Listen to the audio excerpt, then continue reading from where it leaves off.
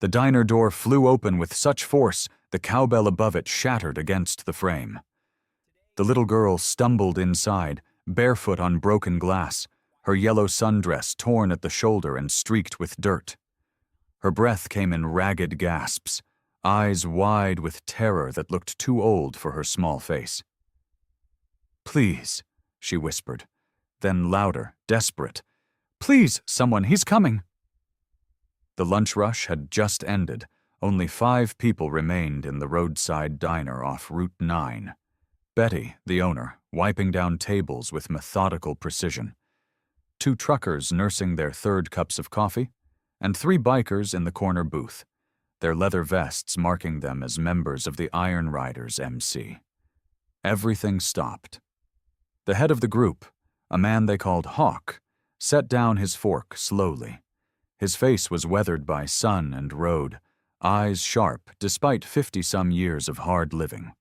Beside him sat Jonesy, built like a refrigerator with a gray beard that reached his chest. The third, a younger man named Cruz, had scars running down his forearm from a wreck 2 years back. The girl's eyes darted between them all, then landed on the bikers. Something in her expression shifted.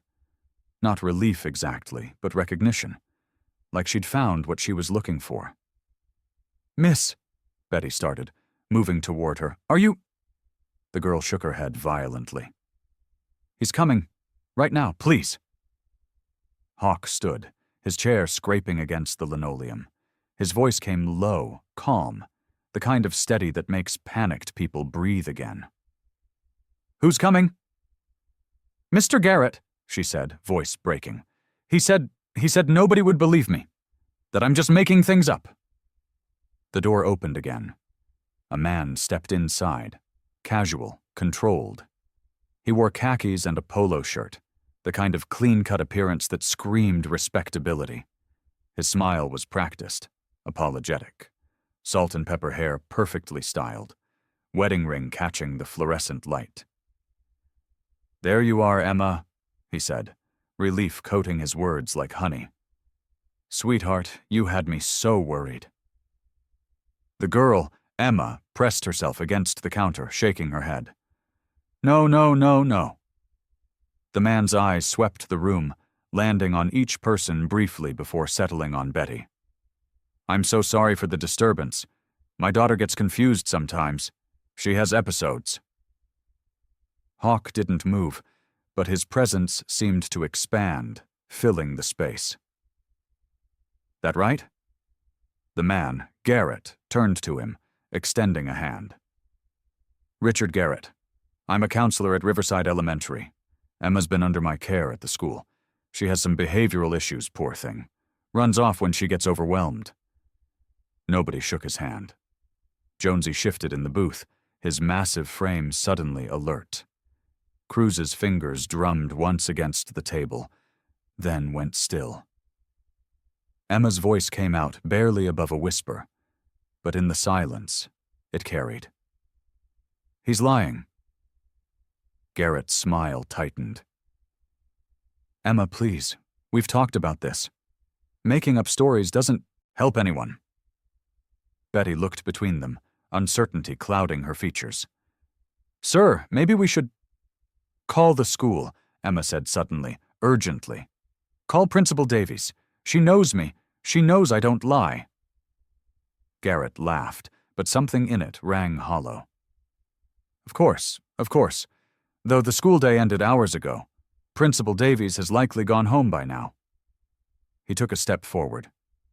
"Come on, sweetheart. Your parents are worried sick." "My parents are in Seattle," Emma said, her voice steadier now. "At my grandma's funeral. That's why you picked today."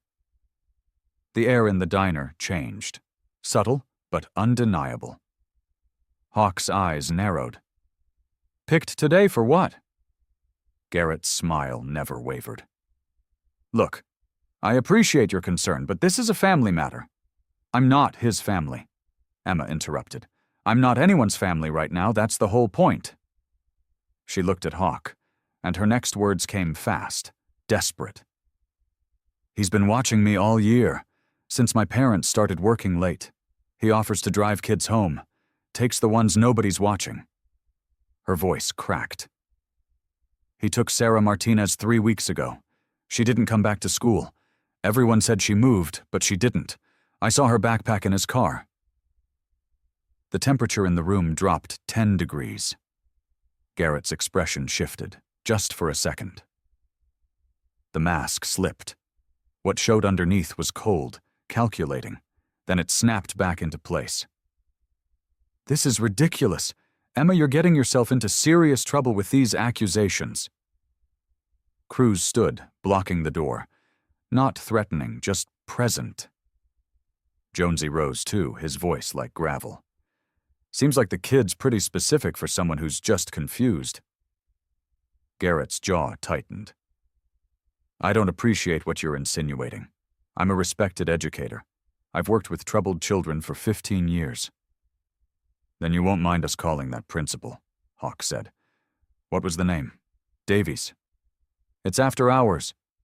So we'll call her Cell. Hawk's voice remained calm, but his hand had moved to his belt. Not to a weapon. He wasn't carrying one. Just a position of readiness. Betty, you got your phone? Betty was already pulling it out, hands shaking slightly. What's the school's name, honey? Riverside Elementary, Emma said. Please hurry. Garrett's composure cracked further. This is harassment. I could have you all arrested for interfering with a guardian's rights. Guardian? Cruz spoke for the first time, his accent slight but clear. Thought you said you were a counselor. Those are different things. The man's eyes flickered between the 3 bikers, calculating odds. His hand moved toward his pocket. Hawk moved faster. Not violent, just intercepting. His hand caught Garrett's wrist. Let's keep our hands where everyone can see them. Garrett tried to pull away. Get your hands off me. This is assault. Jonesy was there suddenly, his bulk making the space feel smaller. Funny thing is, you haven't shown any ID, haven't proven who you are. Kid says she's not yours. Seems like we got ourselves a situation. Betty's voice came from behind the counter. Hello? Yes, I'm looking for Principal Davies. It's urgent. It's about one of your students, Emma. She paused, listening. Her face went white. She is? Since when? Another pause. I see. Yes. Yes, I'll hold. Emma's voice was barely audible. What did she say? Betty covered the receiver. Principal Davies filed a missing child report this morning. When Emma didn't show up for school and they couldn't reach her parents, they called the emergency contact. The counselor, Mr. Garrett, said he'd drive by her house to check on her. The room went dead silent. Garrett's expression transformed. The practiced warmth evaporated, leaving something colder, harder. You people have no idea what you're doing. Pretty sure we do, Hawk said quietly. His grip hadn't loosened. Betty, tell the principal to call the police. Tell them we've got Emma and she's safe. Tell them to hurry. Already doing it. Betty's voice shook but held firm. Garrett smiled then, and it was nothing like the expression he'd worn before. This one was cruel, empty. You think this matters? Think one little girl's word against mine means anything? I'm a pillar of this community. I counsel children. I sit on the school board. And you? He looked at the bikers with open disdain. You're nobody. Criminals, probably. You think anyone's going to believe you over me? Hawk's voice dropped lower, colder. Don't need them to believe me. Need them to believe her. And need them to look close enough to find what you've been hiding. Something flickered in Garrett's eyes. Fear, maybe. Or calculation. Emma spoke again, her voice small but clear. He has a storage unit. Number 42 at the facility by the highway. He doesn't know I saw the key. It fell out of his pocket during art class. I memorized the number because... Her voice broke. Because Sarah used to be my friend. The confession hung in the air like smoke. One of the truckers moved suddenly, his coffee forgotten. "I'm blocking the parking lot. Ain't nobody leaving till the cops show." The second trucker nodded. "I'll help." Garrett lunged then, surprising them with his speed. He broke Hawk's grip, shoving Emma backward. She stumbled, hitting the counter hard. But Cruz was there, catching her before she fell. Garrett ran for the door. He made it 3 steps before Jonesy's arm clotheslined him. The man went down hard, air knocked from his lungs. Hawk was on him immediately, knee in his back, arms pulled behind him. "Don't move," Hawk said. No anger in his voice, just certainty. Garrett thrashed, shouting, "This is assault. I'll sue every one of you. You have no right—" "Right or wrong," Jonesy rumbled. "You ain't going nowhere." Betty's voice cut through. "Police are 2 minutes out. They're sending multiple units." Emma stood frozen, Cruz's hand still steadying her shoulder. Tears finally came, silent, streaming down her face. Not from fear now, from something breaking loose inside. "You did good, kid," Cruz said quietly. "Real good."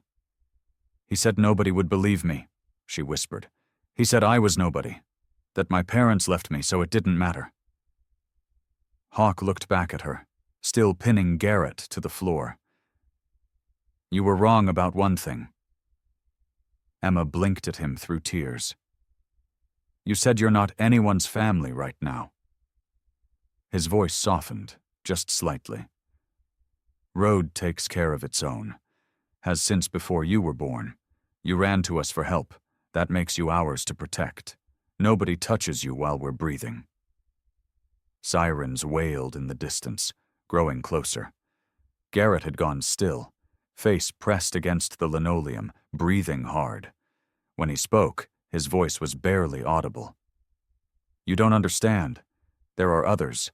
People who will—" "Then they can come find us," Jonesy said. His tone carried no bravado, just statement of fact. "We'll be waiting." The police arrived in a storm of lights and sound. 4 cars, 2 detective units, officers flooding the diner with procedures and questions. But through it all, the bikers stayed close to Emma, not speaking for her, not interfering with the investigation, just present. A wall of leather and steel between a scared child and a world that had failed her. If you believe in the power of observation, in trusting your instincts, and in the courage it takes to speak up when something feels wrong, then pause for a moment. Like, comment, share, and subscribe to Biker Path. Tell us in the comments where you're watching from today, because this story will remind you that heroes come in all sizes, and sometimes the smallest voices carry the most important messages. Detective Sarah Morrison took Emma's statement gently, professionally. Emma's voice strengthened as she talked, details pouring out that she'd held inside for months. The way Garrett had isolated certain students, how he'd volunteered for after-school programs, offered rides, built trust, how he'd made her feel like speaking up would only cause trouble, that adults never believed kids like her. "Sarah Martinez," Emma said again, insistent. "Storage Unit 42, please, you have to check. She might still—" Morrison nodded, already on her radio. "We're sending units now." An hour later, when they found the storage unit and broke the lock, they found more than they'd prepared for. Not just evidence. Sarah Martinez, alive, dehydrated and traumatized, but breathing. And documentation of others. Names, locations, a network that stretched beyond one man, beyond one town. The scope of it made the news vans arrive by sunset. Through it all, the bikers stayed. They gave their statements, answered questions, endured the skeptical looks from some officers who saw the vests and made assumptions. But Morrison knew better. She'd been on the force long enough to know that heroism didn't care about appearance. When Emma's parents finally arrived, having caught the first flight back from Seattle, Her mother collapsed to her knees in the diner parking lot, holding her daughter like she'd never let go. Her father stood behind them, tears streaming down his face, unable to speak. Emma pulled back just enough to point at the bikers. "They saved me. He was right there and they didn't let him take me." Her father approached Hawk, hand extended, voice thick. "Thank you. God, thank you. If you hadn't—" Hawk shook his hand once, firm. "Your daughter saved herself. She's the one who spoke up, who remembered details, who was brave enough to run. We just stood in the way." "Still," Emma's mother said, wiping her eyes. "You stood. When you could have looked away, you stood." Jonesy shifted uncomfortably, not used to gratitude. "What else were we going to do?" Cruz smiled slightly. "It's what we do. Road's got its own code." As the sun set behind the diner, painting the sky in shades of orange and purple, Detective Morrison approached the bikers one more time. "Storage unit had evidence of 17 victims," she said quietly. 17. Some as far back as 5 years. Without Emma's testimony, without you keeping him here. She didn't finish the sentence. Didn't need to. Hawk nodded once, silent. "You know the defense attorney's going to try to paint you as the aggressors," Morrison continued. "Garrett's already claiming intimidation, false imprisonment." "Let him claim what he wants," Jonesy said. "Truth is truth." Morrison smiled grimly. Yeah, it is. And we've got diner security footage that tells the whole story, plus testimony from 6 witnesses. He's done."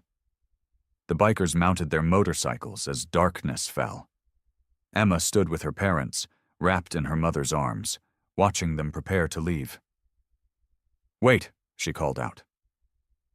They paused. She ran over, small and quick, and pressed something into Hawk's hand. A drawing, done on the back of a diner napkin. 3 motorcycles, 3 riders, and 1 small figure standing between them and a shadow. Above it, in careful letters, "Heroes." Hawk looked at it for a long moment, then carefully folded it and tucked it into his vest pocket. "You keep being brave, Emma. World needs more people like you." "Will I see you again?" she asked. He smiled, the expression softening his weathered face. "Road's long, kid. Crosses paths more than you'd think." The engines roared to life, deep and powerful. As they pulled onto the highway, Cruz looked back once at the diner, now blazing with lights, still full of people and purpose and justice finally being served. "You think she'll be okay?" he asked over the comm. "She spoke up when it mattered most," Hawk replied. "That kind of strength doesn't just disappear. Yeah, she'll be okay." Jonesy rumbled his agreement. "Better than okay. Kid's got fire." They rode into the night, 3 shadows against the darkening sky, no destination in mind, just following the white lines that stretched endlessly forward. Behind them, the diner grew smaller, but the weight of what had happened there stayed with them. Not heavy, purposeful. If this story has touched your heart, please take a moment to like, share, and subscribe to Bike Diaries. We bring you stories that prove heroism comes in all forms, that courage isn't measured by size or age, and that sometimes the smallest voices carry the most important messages. Tell us in the comments, have you ever noticed something important that others missed? Your story might inspire someone else. Months later, Hawk received a letter. The postmark was local, the handwriting careful and deliberate. Inside, a photograph. Emma, standing between her parents at a community event. She was holding an award, the principal's medal for courage. Her smile was real, reaching her eyes, the kind of expression that belonged to a kid who'd been given her childhood back. There was a note tucked behind the photo. "Dear Hawk, Jonesy, and Cruz. Because of what happened, they investigated the whole school district. They found 2 more people like Mr. Garrett. They're all going to prison for a really long time. Detective Morrison said I helped save 23 kids by speaking up. My parents got me a dog. Her name is Harley. Mom said I could pick any name I wanted. Thank you for standing when you could have sat. Thank you for listening when you could have ignored me. Thank you for believing me when he said nobody would. I'm going to be brave every day, just like you taught me. Your friend, Emma. P.S. I'm learning to ride a bicycle. Maybe someday I'll get a motorcycle too. Hawk read the letter twice, then passed it to Jonesy and Cruz. They sat in their usual booth at a different diner, in a different town, on a different stretch of endless highway. But some things stayed constant. The coffee, the road, the code. Kid's doing good, Cruz said, handing the letter back. Better than good, Jonesy agreed. Hawk carefully refolded the letter and tucked it into his vest, right next to the napkin drawing. Road provided when she needed it. That's all that matters. Outside, their motorcycles waited, chrome gleaming in the afternoon sun. The highway stretched in both directions, endless possibility, endless miles. Somewhere along its length, someone else might need help. Someone else might run to them, desperate and afraid. And when that moment came, they'd be ready. Because that's what the road did. It brought the lost to those who wouldn't turn away. It connected strangers in moments of crisis. It created families from nothing but need and courage and the simple act of standing up. They paid their bill, left a generous tip, and walked out into the sunlight. The engines roared to life, a sound that spoke of freedom and purpose in equal measure. As they pulled onto the highway, Hawk thought about Emma's last line. Maybe someday she would ride. Maybe she'd find her own road, her own code, her own moments where standing up mattered more than staying safe. The thought made him smile. "Where to, boss?" Cruz asked over the comm. Hawk looked at the horizon, where the road met the sky in an endless line. Forward. Always forward. And so they rode, 3 riders against the vastness, carrying with them the weight of one child's courage and the reminder that heroism wasn't about size or strength or fearlessness. It was about showing up, about standing between the vulnerable and those who do them harm, about believing the unbelievable and protecting the powerless. The road had no end, but every mile mattered. Every moment of presence, of awareness, of willingness to act when action was needed. Those were the moments that changed lives. That saved lives. Emma had reminded them of that. A small girl with bare feet and a torn yellow dress, running into a diner with nothing but desperation and hope. She'd chosen them, trusted them, believed they'd stand when she needed someone to stand. And they had. The miles stretched ahead, full of unknown tomorrows. But for now, in this moment, 3 riders moved through the world carrying proof that heroes came in all sizes, that courage could be found in the smallest hearts, and that sometimes the most important thing a person could do was simply refuse to look away. The road called. They answered. And somewhere behind them, a little girl named Emma was learning to be brave every single day. Thank you for watching. If this story reminded you to trust your instincts, to speak up when something feels wrong, and to never underestimate the power of paying attention, please share it. Subscribe to Bike Diaries for more stories that prove heroes are everywhere. Courage comes in all forms, and sometimes the smallest person in the room has the biggest impact. Tell us in the comments. What would you have done in Emma's place?